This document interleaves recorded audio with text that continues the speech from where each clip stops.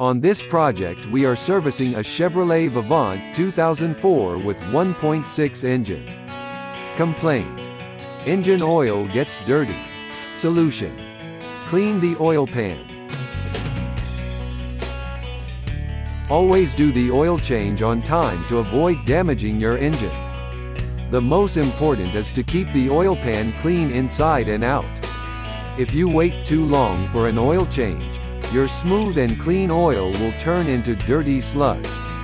When this happens, your engine must work harder to fight through the buildup of muck. It loses its lubrication and decreases heat absorption. This means that your car will be susceptible to major issues.